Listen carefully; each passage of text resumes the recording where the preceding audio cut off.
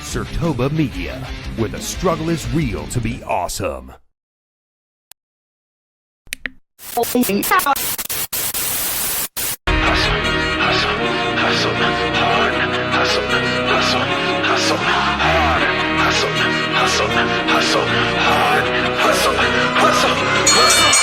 that weight to get that dough, but I don't break cause I've been broke.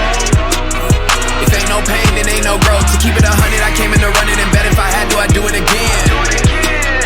It ain't no race if I don't win. I push that weight to get that dough, but I don't break cause I've been broke. If ain't no pain, then ain't no growth. To keep it 100, I came in to run it and bet if I had to, I'd do it again. It ain't no race if I don't win. Trust I'm coming up for that top spot, coming up for that throne. Trust I'm coming up for that drop top, coupe sitting on. Hey, what's good, everybody? Welcome back to another episode of The Grind. I am your host, Korrey, and we're here to talk about all things WWE. And you can catch The Grind every single Saturday right here on Sertoba Media's YouTube channel, SIRTOBA YouTube channel, every single Saturday at 4 p.m. Eastern. And you can catch The Grind on multiple social media platforms. Those platforms will be available for you all to see at the end of today's episode. Now, let's get into what we have for today.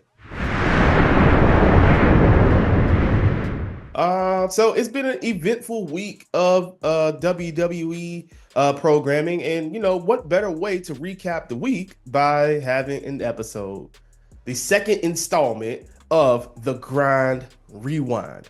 So let's start with Monday Night Raw and get into the highlights of that show. The first thing that stand out was, of course, John Cena and Codyrhodes. And, you know, John Cena comes out to a crowd of boos, but surprisingly a lot more cheers than, you know, the last few weeks.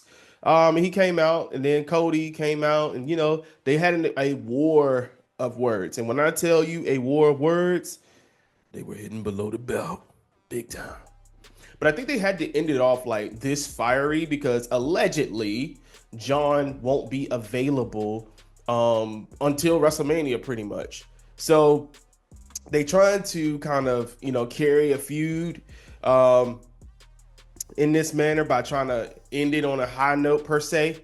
You know, and I'm gonna be the first one to say it. I appreciate John saying that he's gonna be dedicated to WWE for the whole year and he still got other commitments.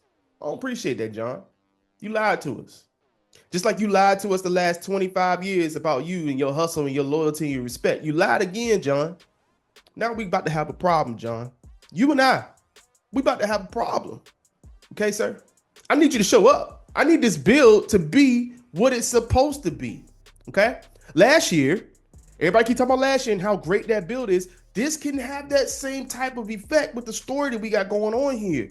Basically, the passing of the torch from the person who has been the babyface, etc., for so long to the person that is now that face of WWE and in that stratosphere with John Cena now. And the story can be just a beautiful cycle of madness, but you ain't available. So I tell you what, John, I tell you what. How about I fly to wherever you are, I think it's Budapest or whatever it is that you were at recording your daggone movie that nobody's going to give a shit about. How about I pull up on you and then we can figure this out, okay? Talk that trash to me like you do to Codyrhodes, man. See, Codyrhodes got patience. Me? Nah, I'm crashing out. Crashing out. But anyways, it was a great barb of words back and forth, you know, below the belt shots. John acted like he was going to go out the ring, but he came back, swung on Rhodes, and Rhodes hit him with a crossroads. And then the way he finished it was so smooth with the... And you know, it was so cool. It was a great picture, a great moment, but we all know how these things end, and the person that's left standing tall normally does not win the match at Mania. So, you know, we'll see. But like I said, allegedly, this is the last time we're going to see Cena until WrestleMania. I don't know, but it was a great, great start to Raw. And if you missed it, check it out on YouTube. It's available. Next, it was Rhea Ripley versus Io Sky for the Women's World Championship, with Bianca Belair being the special guest referee per se. And you know, of course, we knew what this is. We know this is going to go. We know this is going to go to a triple threat, and I kind of feel like at this point, it kind of sort of is like playing with our emotions, and I don't really care for that or necessarily like that.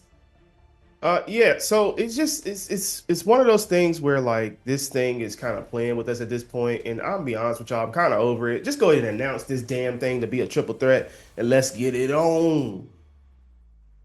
All right, it's gonna be a great match. I understand they're trying to put a story behind it and give it some type of relevance. But to be honest, I don't really give a damn. I'll watch that match between Io and Rhea. I like the factor between the story between Rhea and Io, with Rhea not being able to beat Io. I think that's a great story to build upon. But just, they're playing around with it, man. Let's just go ahead and get into this thing. Let's get into it, okay? So eventually, the match is going to end with shenanigans. Rhea hits Bianca, a whole lot of tension.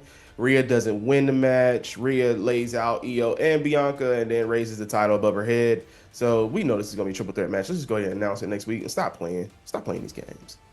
Now, the one that captivated me the most and needed this surge of energy was Jey Uso in the Gunther and Jimmy Uso segment. Jesus, it needed this type of energy. Long story short, Jimmy, being big bruh, stepped up to the plate against Gunther, challenging him last week to a match this week. And, Gunther got slapped out of him by Jimmy. So they end up having a match, Big Jim versus Gunther. Of course, Gunther won the match. But after the match is when the shenanigans took place. And, Jimmy and Jay tried to kind of sort of lay a trap for Gunther or whatever, but it ended up backfiring on them to where Jey Uso was zip tied to the ropes in the corner. And Gunther just beat the holy hell out of Jimmy. Just beat the dog out of Jimmy, dog. Like, he needs some milk. My boy is out of here. Gulags. Cooked. And, he hit him with the title, went outside the ring, and came back in. I mean, he was a bloody, profusely covered in blood mess. And Gunther just went to that place. And this thing needed something to spark it up so bad. Like this personal endeavor, like seeing his brother bloodied, getting the crap beat out of him, and it's nothing that he can do, is really what, Jey Uso and Gunther needed for their rivalry going into WrestleMania. And, Jey he sat there hopeless. You can see he was just dumbfounded. He was gone.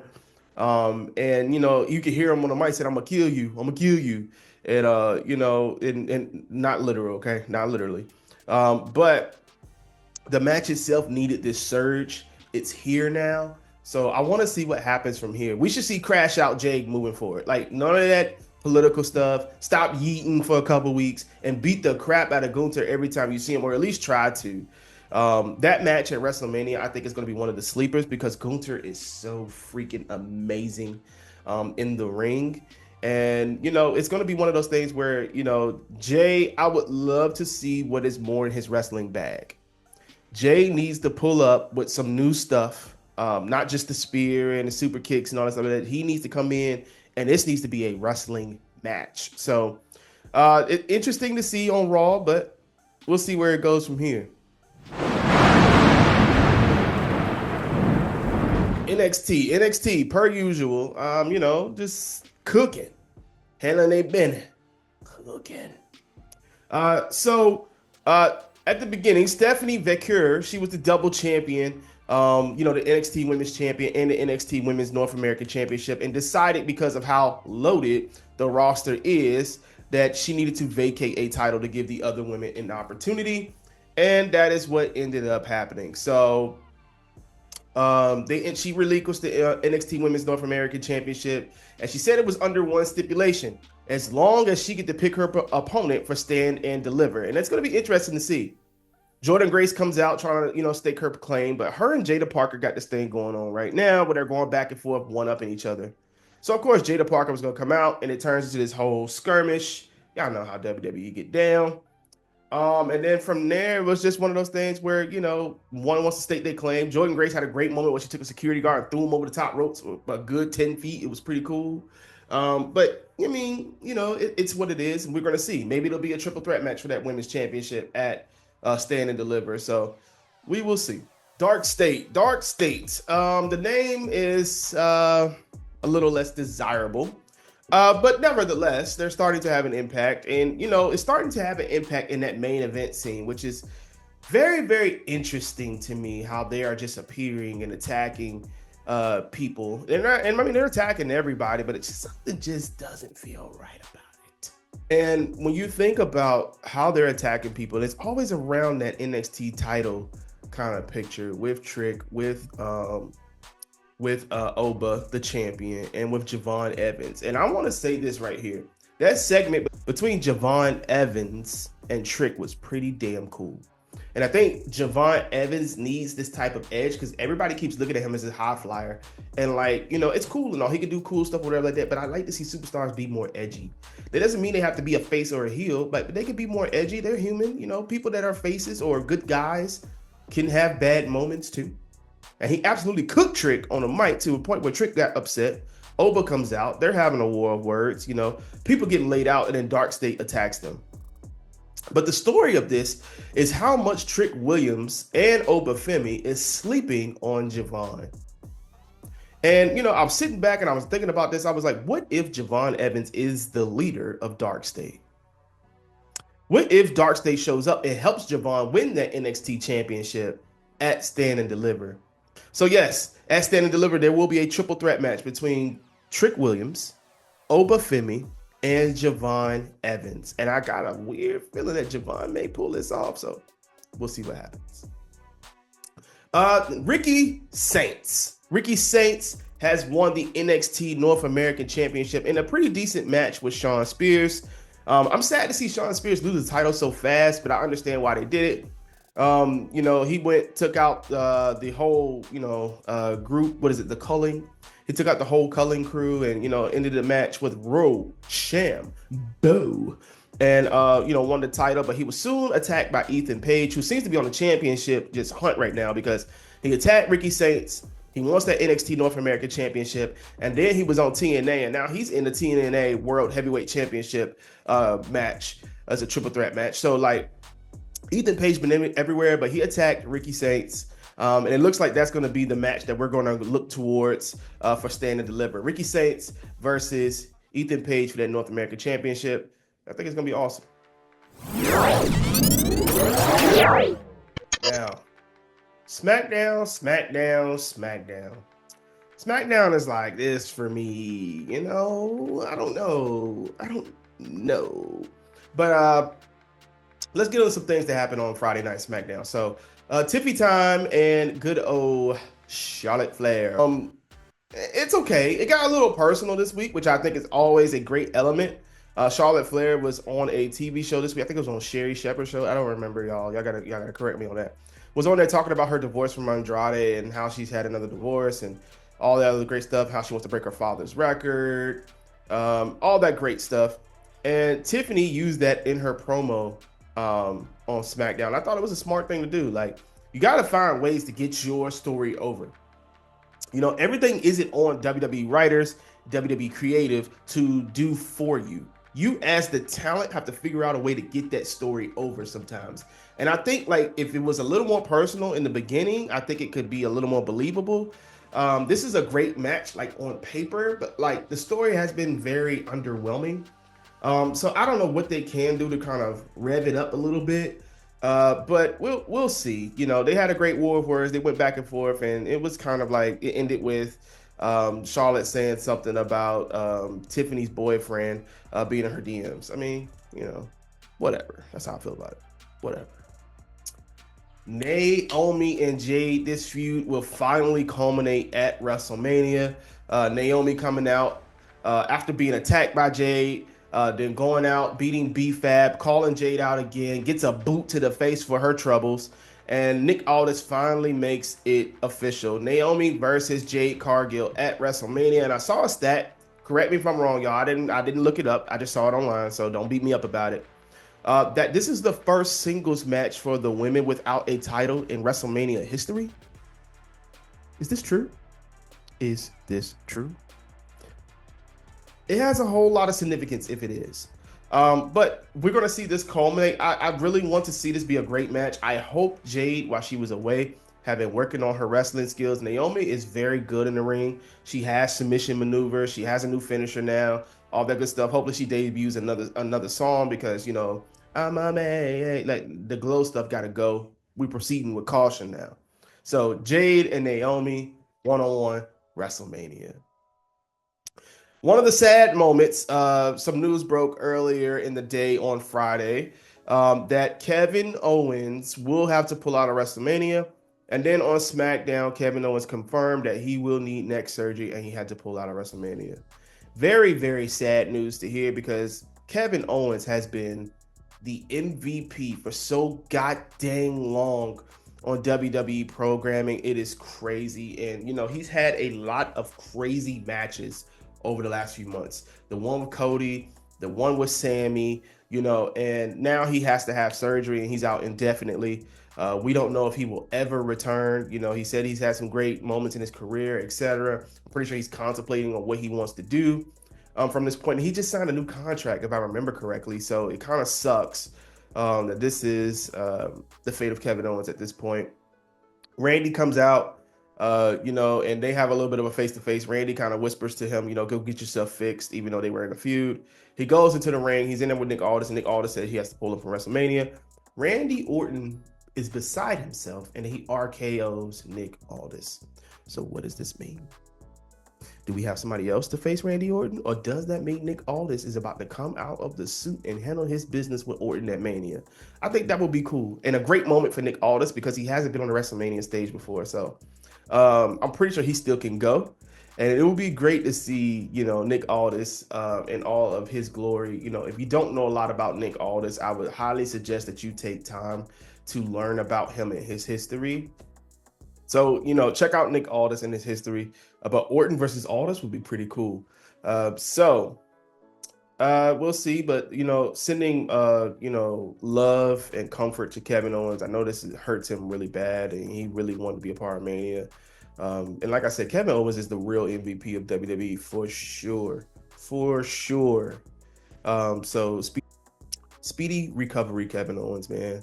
Much love, man. And, you know, I pray that, you know, you heal in the correct way. I don't want you to heal quickly, man. Take your time.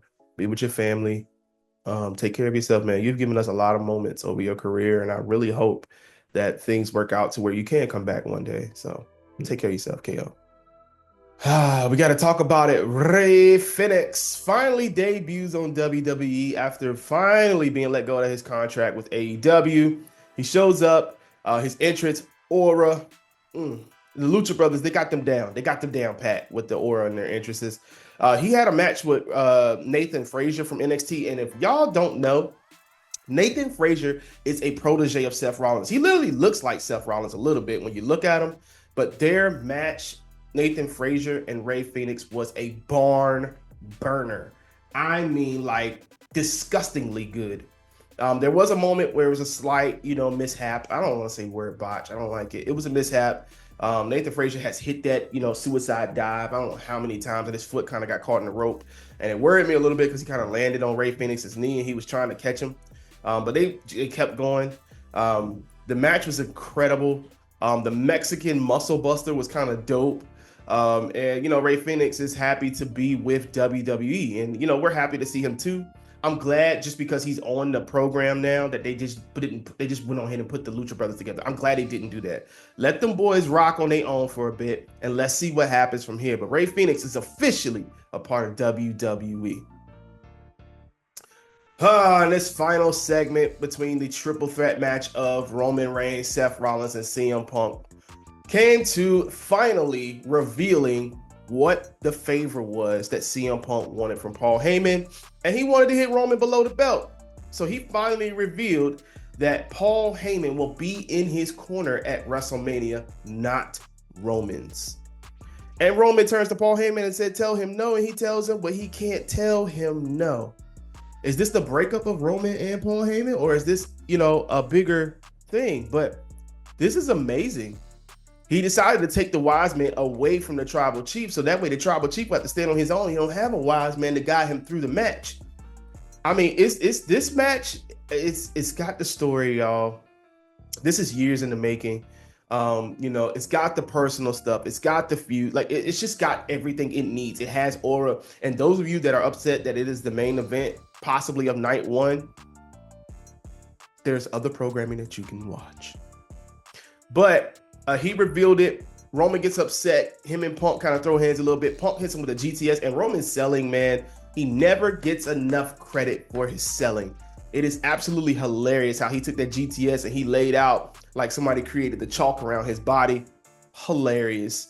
But CM Punk stands tall. Rollins is laughing. He's like, I tried to tell you. And now the triple threat match is set completely. We know what the favor is, and we'll see what the implications of Paul Heyman being in CM Punk's corner be at WrestleMania.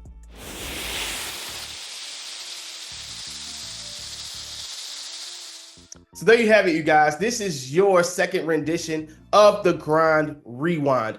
Everything that took place this week in WWE, highlights of each show. And I hope you all enjoyed. Please share your highlights or what you thought on the topics that I spoke about down below in the comment section. And if there's anything that you want to see here on The Grind, please share that with me. I'll be happy to work that into the schedule and try to get you guys what you want to see. Just a few things before we get out of here. Number one, please make sure you're following Satoba Media on all social media platforms. Please make sure you're following The Grind on specific social media platforms. You'll see that here in just a second. Remember, The Grind is on every single Saturday, 4 p.m. Eastern, for your viewing pleasure. But also not just The Grind. If you go on Satoba Media's YouTube page, we have a bevy of different content available for you to see. We talk about football, we talk about basketball, we talk about some of everything on this channel. So please check us out and stay true to what you do, stay true to why you do, and always stay true to you. I'll see you all next week. Be safe.